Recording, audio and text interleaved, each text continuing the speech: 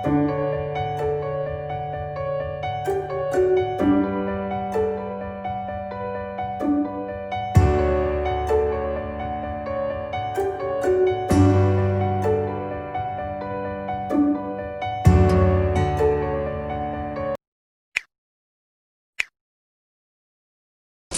yang paling memberi pengaruh yang membuat rezeki seperti sekarang ini juga kemungkinan besar dari ibu.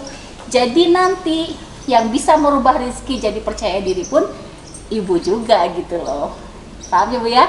Jadi sebesar-besarnya peran saya untuk menerapi anak ibu, tetap anak ibu itu akan lebih terbentuk di tangan ibunya sendiri. Itu merasa paling dekat itu juga sama ibu dibandingkan dengan yang lainnya.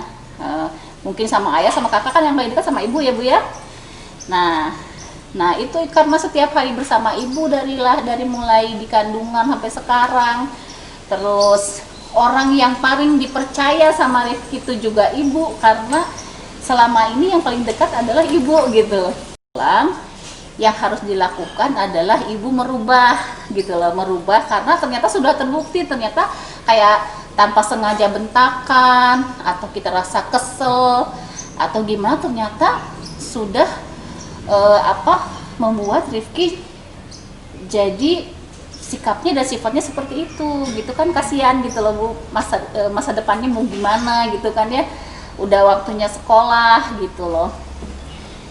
Dari ibu jangan lupa untuk jangan boleh banding-bandingkan ya Bu ya, karena untuk anak yang sensitif itu loh Bu, kalau dibanding-bandingkan ya sampai dia merasa sakit hati itu, anak terutama untuk anak yang bawaannya sensitif Bu. Ibu tolong ingat-ingat waktu ibu masih dulu hamil, waktu hamil Rifki, ibu pada saat itu ibu sering sensitif nggak? Saya sering lebih merasakan lebih sedih, lebih pengen diperhatikan, apa-apa dikit-dikit nelongsol gitu.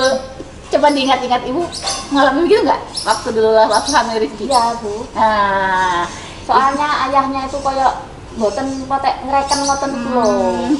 Nah itu pada saat pembentukan janin itu, sifat anak itu ya, sifat yang terbawa nanti anak begitu lahir itu adalah kondisi kejiwaan pada saat ibu mengandungnya. Nah itu Bu. Nah jadi setelah ibu tahu apa yang membuat Rifki sensitif itu, salah satu penyebabnya karena ibu waktu hamil kondisi ibu juga sensitif. Karena sebenarnya semua anak itu Bu, fitrahnya anak-anak itu semuanya pertama ceria, anak-anak senengnya gembira gitu ya, seneng bersama dengan teman-temannya, senang bergaul, senang melakukan kegiatan yang membuat dia happy gitu ya, pengen rame-rame gitu. Jadi kalau anak kelihatan malah nggak mau sama teman-temannya, nggak mau sama gurunya, kadang keluar rumah juga nggak mau, itu pasti ada yang nggak beres gitu loh Bu, karena itu bukan sifat anak. Nah itu jadi itu harus disadari dulu Bu, kalau nggak disadari dulu nanti nggak ada yang berubah dalam diri Rifki. Jadi sadari, ibu sabar aja, tetap harus dampingi Rifki, terutama Bu pada saat waktu-waktu menjelang tidur.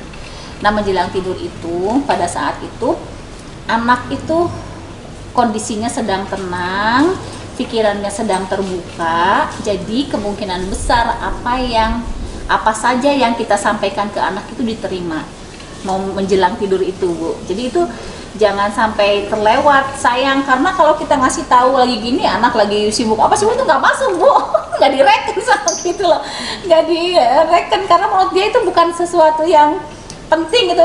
Ibu ngomong apa sih gitu dalam pikirannya. Kalau mau tidur anaknya masih belum merem matanya itu. Iya, udah hampir mau merem.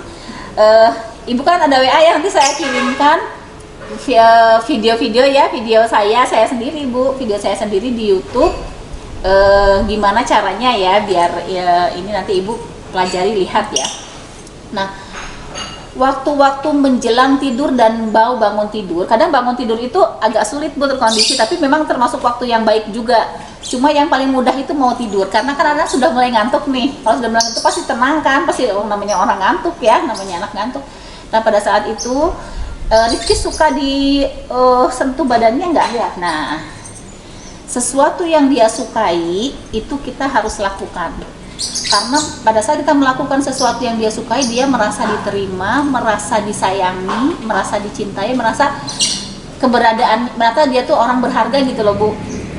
Pada saat kita melakukan sesuatu yang dia suka kan diusap-usap, ya Bu, kayak anak saya tuh biasanya diusap-usapnya tuh punggung biasanya mau tidur. Itu ya. Ya, nah itu tuh dia tuh bahagia banget Bu pada saat diusap-usap punggung itu. Nah pada saat titik bahagianya tuh kita sentuh pada saat usap-usap itu, makanya apa yang kita omongin itu masuk. Karena anak itu mudah menerima arahan dari orang tua pada saat dia merasakan kebahagiaan.